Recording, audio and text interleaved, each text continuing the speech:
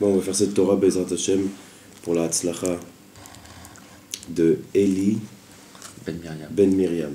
Que Bezrat Hashem, grâce à la Torah de Rabbi Nachman, ça lui ouvre les portes de la Parnassa, ça lui ouvre les portes de tout ce qu'il a besoin, du shalom, de la Hatzlacha, et que Bezrat Hashem, il arrive à passer tous les Bate Mishpat, tous les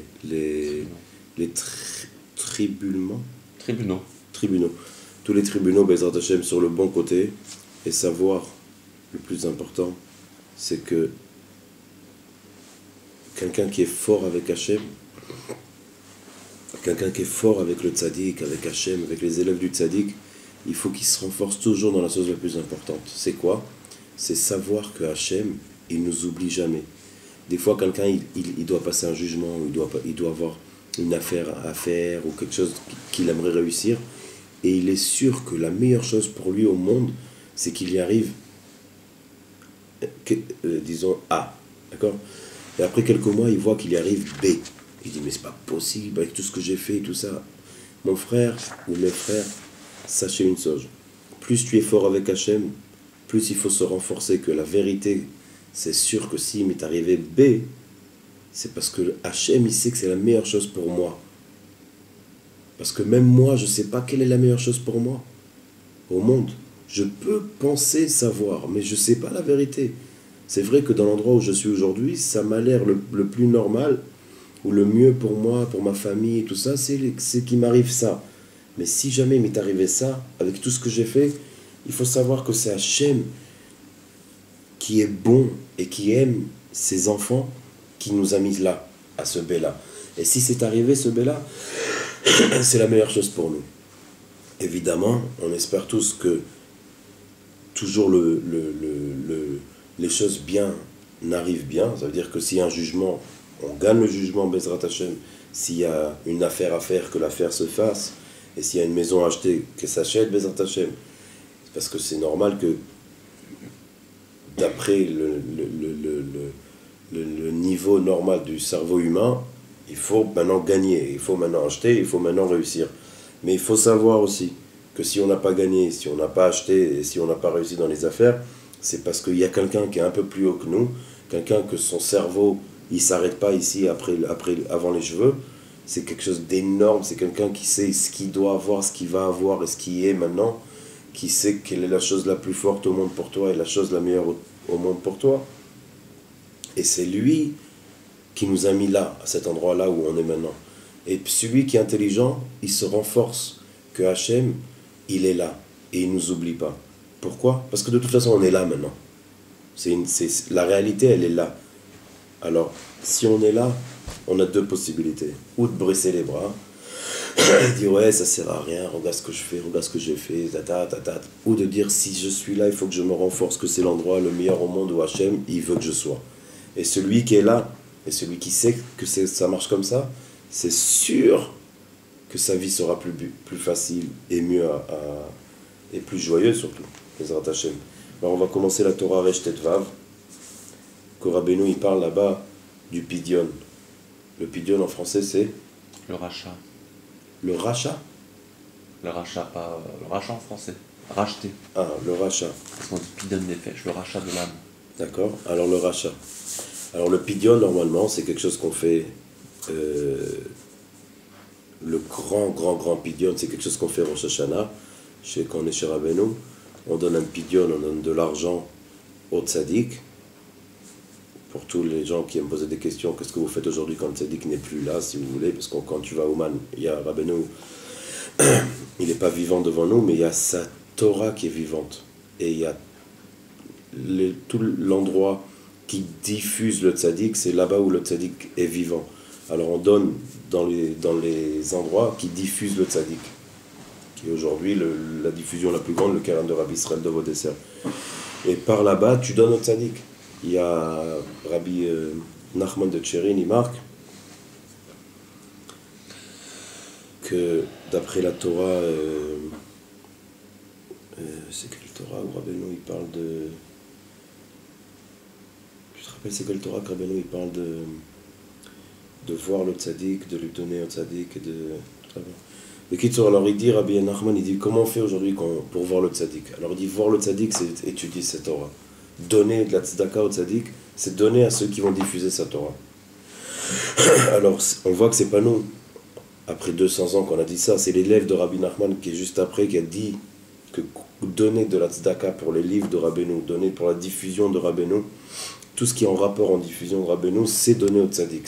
Et le tzaddik,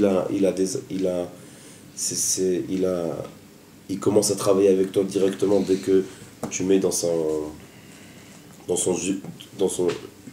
on dit, usine. Son usine. Alors, maintenant, il dit Rabbeinu, il va nous expliquer un peu sur le pidionot. Et il faut savoir que le pidionot, on peut le faire tous les jours. C'est pas que pour Rosh Hashanah. Les Breslev et Midi, ils font d'abord, si jamais quelqu'un il va à Chas v'Shalom chez un docteur, alors Rabbeinu il dit, le docteur il peut pas savoir comment te donner le remède de ce que tu as besoin si tu n'as pas fait le pidion. Si tu fais un pidion, même tu peux prendre une pièce, tu n'es pas obligé de prendre 500 € comme on fait nous. Tu peux prendre une pièce d'1 shekel, de 5 shekels, de 10 shekels, c'était pour rire, et tu mets la pièce et tu dis le pidion, et après tu vas chez le docteur, ou après tu vas au jugement, ou après tu vas faire ce que tu as à faire. Et le plus marrant, c'est que en fait, le pidion, il ouvre les portes. C'est-à-dire qu'avec cet argent-là, on arrive à ouvrir des portes qui sont fermées. Et c'est ça la plus grande faute des gens qui ont besoin de Parnassa. C'est que des fois, quand tu leur expliques qu'il faut ouvrir les portes, ils te disent « Oui, mais moi, regarde ce que j'ai. » Il ne faut pas croire. Pour ouvrir une porte dans le ciel, il ne faut pas 1 million d'euros, ou 1 million de dollars, ou 1 million de shekels. Il y en a qui ont ouvert des portes dans le ciel avec une pièce de 5 shekels, ou avec un billet de 50 €, ou avec un billet de 200 €. D'accord ? Ça veut dire que Hachem, il sait très bien dans quel niveau tu es pour donner la tzedaka. C'est sûr que Hachem, il aimerait voir que tu casses un peu plus que ce que tu peux. C'est-à-dire, si tu es capable de donner facile 50 € et 100 €, ça te gratte quand même un peu la poche, alors là, montre à Hachem. Maintenant, il y a un autre qui est très très riche, il donne 100 €, c'est bien, il a donné 100 €. Bon. Le mec, il a dans chaque poste, il a 4 billets de 500 €. C'est pas, alors donner 100 €.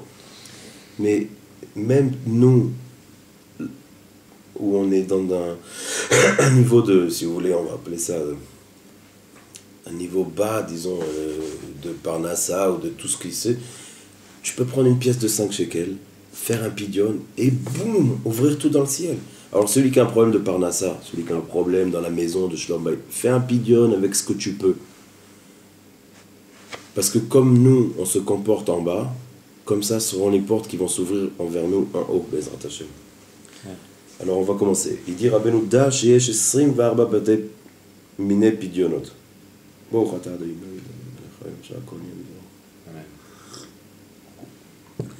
il dit Rabbi Nachman, sache qu'il y a 24 sortes de rachat. Qui est chez 24 bate dinim. Parce qu'il y a 24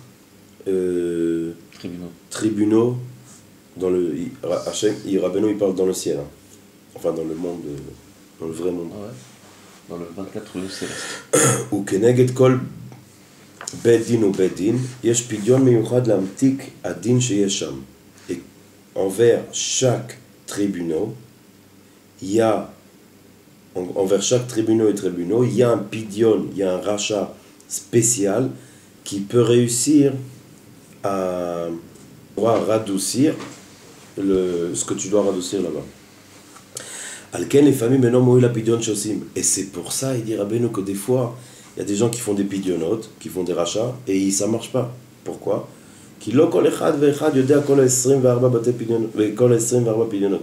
Parce que c'est pas chaque personne qui connaissent les 24 rachats qu'il y a dans le monde. Et même s'il les connaît, les 24, et non c'est koulam, pas tout le monde est capable de le faire. Valken כשאינו עושה פדיון המיוחד לאותו בדין, על ידי זה אינו מועיל. Et si tu fais pas ce pidyon là envers le tribunal spécial où tu vas rentrer toi, alors ça servira à rien, ça marchera pas, il dit Rabbeinu. Arda. Mais sache, שיש פדיון אחד שכולל כל ה-24 בתי דינים. Il y a un pidyon que lui, ce pidyon-là, ce rachat-là, il y a dans lui tous les 24 tribunaux. ויכול להמתיק כל ה-24 בתי דינים. Et il est capable de radoucir, on a dit? De radoucir tous les 24 tribunaux. ולזה הפדיון צריך עת ורצון. Et pour ce pidyon-là, il faut le et, c'est le moment, et ratzon, c'est la volonté. Befrinat idgalut metzach haratzon. C'est le niveau de le découvert du metzach haratzon. La traduction metzach, c'est le front, d'accord? Ratzon, c'est la volonté. Il dit idgalut metzach haratzon, ça veut dire qu'il y a quelque chose qui s'appelle dans le monde supérieur, qui s'appelle le dévoilement du front de la volonté. D'accord? Ça veut dire qu'apparemment il y a un moment où il y a ce front-là qui va se découvrir. Ah, c'est beau, il pleut à toi. C'est la bracha, c'est pour toi, Eli, mon frère. On dit que la bracha, c'est la parnassa, on dit que c'est la pluie. Et la pluie en Israël, c'est une grande bracha. Espérons, Bezrat Hashem, que s'il pleut comme ça d'un coup pour toi, que toutes les gouttes d'eau qui sont tombées, ça sera un billet de 500 € pour toi cette année. Par goutte. Par goutte, bien sûr. Amen. Alors il dit Rabbeinu, et c'est quand qu'il y a ces temps-là, qu'il y a ce découverte de Metzach Haratzon, Kmo Beshabbat Bemincha. C'est comme un Shabbat à Mincha, d'accord? Ah oui. Et c'est le niveau Vani Tefilati. On dit Vani Tefilati Lecha et Ratzon. D'accord? On dit Vani Tefilati Lecha Adonai et Ratzon Elohim Berov Chasdecha Aneni Be'emet Ishecha. Vani Tefilati Lecha et Ratzon. Ça veut dire Vani Tefilati. Moi je suis. Prière, toute prière, la prière. Comment tu traduis? Prière. La tefila. Oui, moi je suis à la prière. Vani Tefilati Lecha, à toi, pour toi. Et Ratzon. Et Ratzon, le moment de la volonté, de vouloir. C'est-à-dire qu'il y a un moment où Hachem, il ouvre, il découvre ce moment-là, où il découvre, et il veut ce que toutes tes volontés. Mais quitte sur, c'est un moment où on peut demander. C'est pour ça que mon cher Rabbeinu, il a quitté ce monde, Dafka, à ce moment-là. Parce que c'est le Ratzon, c'est l'endroit le très très haut. Alors il dit, Rabbeinu, Vani tefilati, v'choulé et ratzon. Ach afilu hatzadikim, mais même les tzadikim, lav kol echad yodea ze apidyon. Ah, c'est bien parce que, je vais finir en phrase, même les tzadikim, ils savent pas chacun ce pidyon-là, ce rachat-là. Velo nimtza ki im chad bedara shi yodea ze apidyon. Et on ne trouve pas une personne comme ça qui connaît ce pidyon-là, à part un par génération. Ou פעמים, אפילו כשזה הצדיק עושה הפידיון, et même quand ce tzaddik là il va faire le pidion, אף על פי כן אינו מועיל, des fois ça marchera pas non plus. וזה מחמת כי גם למעלה תאבים מאוד לפידיון הזה, parce que même en haut dans le ciel, il y a une ta'ava, il y a une passion pour ce pidion, c'est-à-dire qu'en haut qui lave bechol pam balem il émat à pidion kazé, parce que c'est pas à chaque fois que ceux qui sont en haut ils reçoivent par ceux qui sont en bas un pidion comme ça. Shiachol amti kol ha-24 batadinim, qui est capable en une fois de faire un amtaka dans toutes les 24 tribunaux. Valken que chez Balaem zot amtaka, et au moment où comment t'as traduit amtaka? Oui. Adoucir. Et Valken que chez Magaz, et quand cette douceur là elle arrive en haut dans le ciel, ils vont la prendre dans le ciel, ils vont se servir pour quelque chose d'autre. Parce que même eux, ils la veulent, cette amtaka, tu comprends? Daenu shaliede ze apidion va amtaka nasim gerim. Que grâce à ce pidion qui va être fait, ça va faire des convertis. Qui kolzman she'eshakum ba'olam, parce que tant qu'il y a des Ovdei Avoda Zara dans ce monde, Charonav Baolam. Il y a la... Les idolâtres, tant qu'il y aura des idolâtres dans ce monde, il y aura des...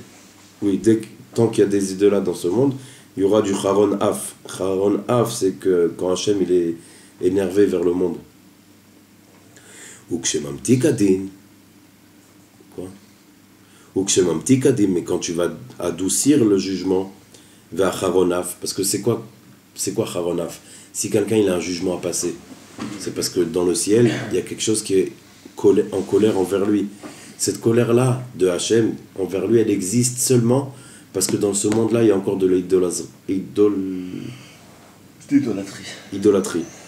Alors il dit Rabbeinu, ici maintenant tu as réussi à faire une amtaka. Si le tzaddik qui a fait le pidyon, il a réussi à adoucir ça. Ça veut dire qu'il a adouci le jugement, il a adouci aussi la colère qu'il y a envers lui d'en haut. Les sentences rigoureuses. Ça s'appelle sentence rigoureuse. Nimtak akum, venesim gerim. Alors ça veut dire que aussi les ovdei kochavim, les idolâtries, il y a là-bas où ils sont eux aussi une radouceur, grâce que tous ces radoucis, et ça fera une possibilité de convertir des personnes grâce à ça. Maintenant il y a un point, alors je vais te dire ce que je voulais dire. Ce soir c'est le Yortzeit de Rabbi Elimelech de Lizansk. C'est la Iloula là maintenant. Ah ouais. T'as bien fait de le dire. Kaf Aleph Adar. Rabbi Elimelech de Lizansk. Rabbeinu dit que c'est un des... Dans les Sipurim Asiot, dans le Sheva Betlers, dans les 7 mendiants, il y a un moment, je crois que c'est le premier mendiant, où il parle de... C'est le premier ou le deuxième, où il parle qui c'est qui se rappelle le plus en arrière. Alors, un des 7 qui ont dit qui se rappelle, Rabbeinu a dit que c'était Rabbi Elimelech. Comme quoi que si Rabbeinu il a rappelé Rabbi Elimelech, c'est pas quelqu'un de pas sur Rabbi Elimelech, il a dit que celui qui l'a vu dans ce monde, il ne quittera pas ce monde avant de faire tchouva. Pour ceux qui l'ont vu à l'époque. Ouais. Il y en a qui disent qu'aujourd'hui aussi, c'est pour ça qu'il faut aller sur sa tombe. Mais il y a une histoire où un jour, il y avait l'élève de Rabbi Elimelech de Lizansk, je crois que c'est le Maor Hashemeh, je pense comme ça. Il entend des cris il était dans sa chambre, il entend des cris du Shamash. Il crie, mais vous êtes folle, partez d'ici. Alors il est sorti comme ça, il voit une femme qui parle avec le Shamash, et le Shamash il engueule comme ça. Il dit, mais pourquoi tu l'écris dessus? Il fait, mais Rabbeinu, c'est une folle, elle est venue pour vous demander une bracha que son père meurt. Alors il l'a fait rentrer comme ça, il a dit, qu'est-ce que t'as? Il dit, écoute, mon père il est vieux, il a passé la centaine, il est vieux, il est tout fatigué, et il meurt pas. Il est pas malade, il a rien. Alors il a dit, mais c'est un tzaddik ton père? Il fait, mais quel tzaddik? Il fait même pas Shabbat. Il a jamais fait Shabbat de sa vie, mon père. Peut-être qu'il a étudié, il a dit, il a jamais étudié. Ses parents, c'était déjà des... Il commence à poser des questions, Jusqu'à qu'à un moment, il dit, est-ce qu'il est peut-être qu'il a vu quelqu'un, elle a dit, oui, un jour, il a vu un tzaddik qui s'appelle Elimelech de Lizansk. Il l'a vu sortir de chez lui, rentrer dans sa carrette, dans sa agala. Elle a dit, j'ai compris, emmène-moi chez ton père. Et elle l'a emmené. Ah non, c'est lui qui est allé voir le vieux, il a commencé à parler avec le vieux, il a dit, qu'est-ce que t'as? Shabbat, Et lui, il a dit, un jour, j'ai vu un tzaddik qui s'appelle Elimelech. Alors il a dit, maintenant j'ai compris, c'est quoi ton truc? Alors il a expliqué. Et il a commencé à lui raconter c'est quoi la Torah. Il a dit, tu sais qu'on a reçu la Torah au mont Sinaï, et tout le peuple d'Israël. Et il commence à lui raconter ça, et le vieux commence à pleurer. Il dit, quoi? Nous, on est le peuple que Hachem il a choisi. Il commence à lui raconter la sortie d'Égypte et tout ça, et le mec il pleure. Et il lui dit qu'on a reçu la Torah, Hachem il nous a dit qu'il fallait pas faire de l'idole, et il fallait qu'on garde Shabbat. Et le mec il fait, mais moi je veux garder Shabbat et tout ça. Mais Kitsour, il lui raconte tout. Et il lui dit, fais un vidou de Varim. Et il raconte devant le tzaddik tout. Il lui dit, voilà, j'ai jamais gardé Shabbat et tout ça. Et c'est marqué. Il fait devant Rabbeinu, c'est Rabbeinu ça. Hein? C'est à l'époque de Rabbeinu ça. Après Rabbeinu. C'est l'élève qui est après, ouais. C'est à l'époque de Rabbi Nathan, je pense. C'est un des Talmidim. De Rabbi Elimelech. Alors, ouais. Le Kitsour, alors il rentre dans la Hagala, le tzaddik, il tape sur, il dit au cocher. Le cocher il dit vas-y on peut y aller, il tape sur le trait, et c'est marqué que dès qu'il est sorti de la ville, il a entendu la fille crier que son père est mort. Le fait qu'il a fait tchouva, ça y est, il peut partir. Tchouva total il a fait. Je peux te raconter des histoires sur Rabbi Elimelech, t'as pas assez de batterie sur le truc pour qu'on enregistre. J'ai 3 livres sur lui et son frère Rabbi Zouché. Bon, tout ça pour dire que Bezrat Hashem, c'est bien de rappeler le tzaddik le jour de son décès. Décès, on dit, ça se dit décès. Qu'il a quitté ce monde, c'est un jour très important. Le tzaddik, il y a 2 choses qui sont importantes. Le jour où il est arrivé au monde et le jour où il est parti au monde. Et ce jour-là, il est capable. Il est capable, Bezrat Hashem, grâce à Rabbi Elimelech de Lizan, qu'on puisse se rapprocher à Rabbeinu, qu'on puisse se rapprocher d'Hachem, qu'on puisse avoir la santé pour travailler à Kadosh Baruch Hu. Alors il dit Rabbeinu, Veze haya avodat Moshe Rabbeinu. Et ça, c'était le travail de Moshe Rabbeinu. Alav Shalom. Tu sais que c'était pas quelqu'un de petit, hein, Rabbi Elimelech. Bah, c'est loin de ça, oui. Hein? Non, c'est pas un petit chassid, c'est-à-dire que tu connais un peu, c'est une tête. C'est la suite du Baal Shem Tov, enfin la deuxième époque. C'est ses élèves, un de ses élèves. Il y a eu le Baal Shem Tov, après il y a eu le Maggid de Mezrich, et celui qui a continué le Maggid de Mezrich, c'est Rabbi Elimelech. Et dit Rabbeinu, Vezem aya avodat Moshe Rabbeinu. Tout ça, le travail des pidionotes, c'était le travail de Moshe Rabbeinu. Pour vous les Français, c'était le travail de Moïse. Alav Shalom. Kol yemei chayav vegam lachar moto. Toute sa vie, et aussi après avoir quitté ce monde. Ki ishtadel ekarev erev rav kedei lasot gerim. Parce que lui, il a essayé de rapprocher les erev rav pour les faire devenir convertis. Pour les convertir. Vegam bemuto nikvar mul bet peor.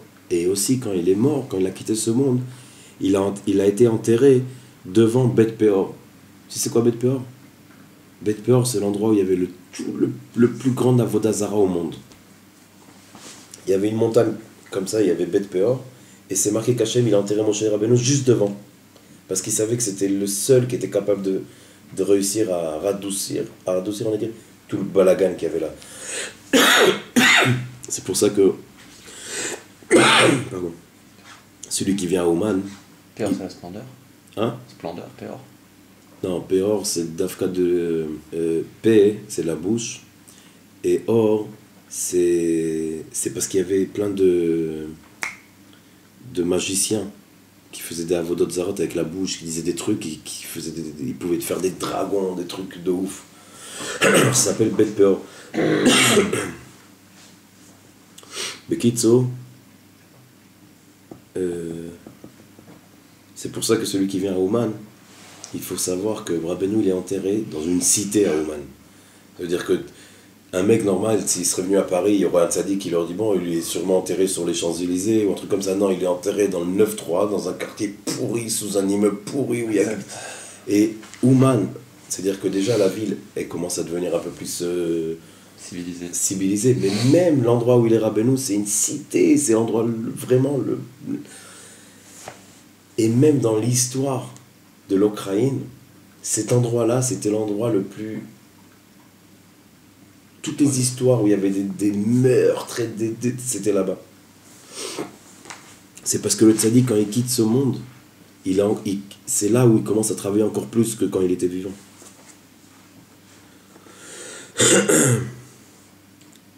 Et pourquoi il est enterré devant Bet Peor? Pour qu'il arrive à adoucir les Ovdei Avodah Zara, les idolâtries, pour qu'il se convertisse. Et c'est pour ça que mon cher Rabbeinu, il a quitté ce monde à Shabbat, à l'heure de Mincha. Chez Az ou Et Ratzon, que c'est le moment de la volonté. Pour qu'il arrive à radoucir tous les 24 tribunaux grâce au moment où il quitte ce monde. Qui est de la sot guérim, pour faire déconvertir, pour convertir. Qui colle à Avodat Moshe, parce que tout le travail de Moshe Rabbeinu, la amtik acharonaf shel akum la ratzon, de radoucir le, comment t'as dit charonaf, Les sentences rigoureuses. j'arrive pas. Sentences rigoureuses. Les sentences rigoureuses du Hakoum, qui sont arrivées à cause du Hakoum, des Kochavim, les Ratzon, et de le changer en volonté. C'est-à-dire de prendre le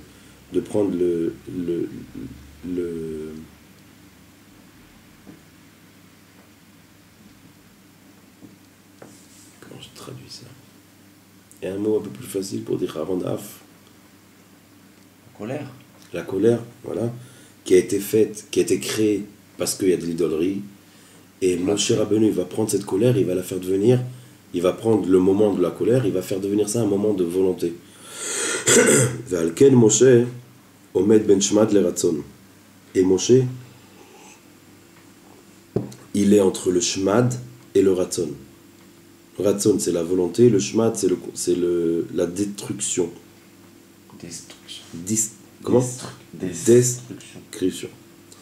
Qui mispar Moshe ou memutza ben mispar shmad le mispar ratzon. Parce que si on fait la géomatria de Moshe, alors il est entre ratzon et entre shmad.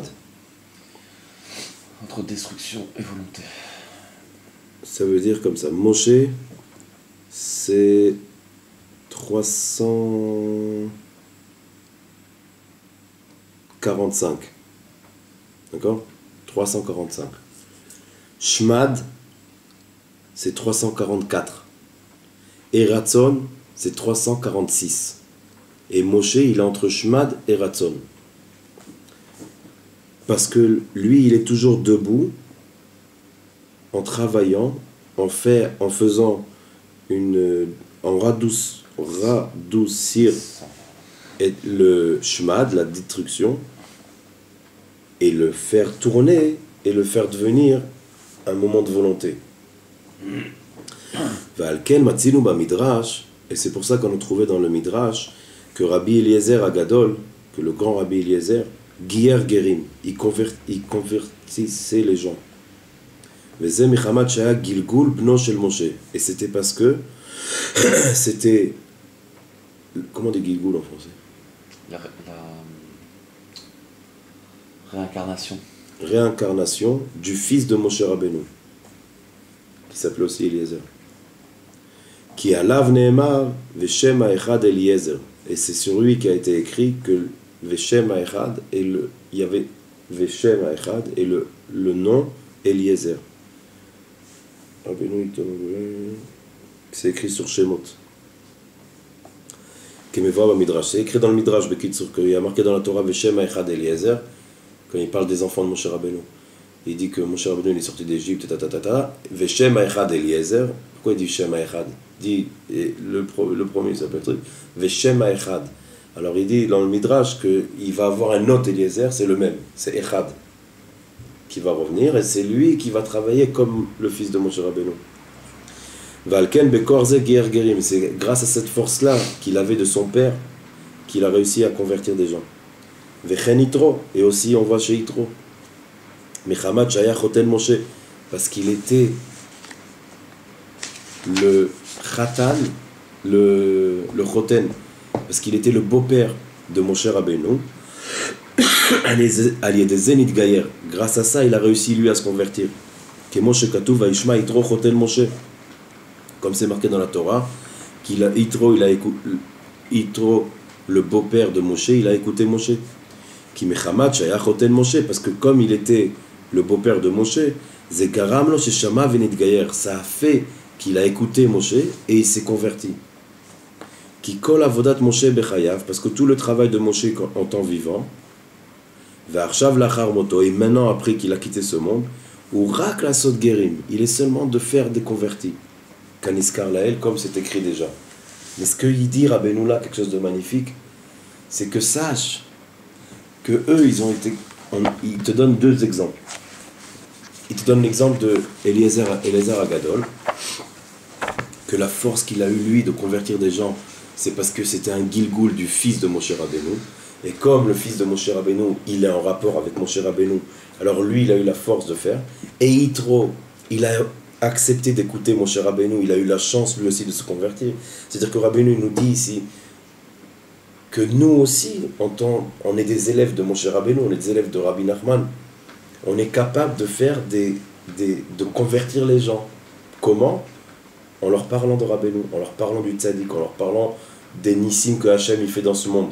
Et celui qui acceptera d'écouter, pas nous, c'est-à-dire parle, ça va passer par nous parce que c'est nous les élèves ou quelqu'un d'autre, mais celui qui va vouloir accepter, il aura la possibilité de se convertir, comme Yitro, parce qu'il a accepté d'écouter Moshe Rabbeinu.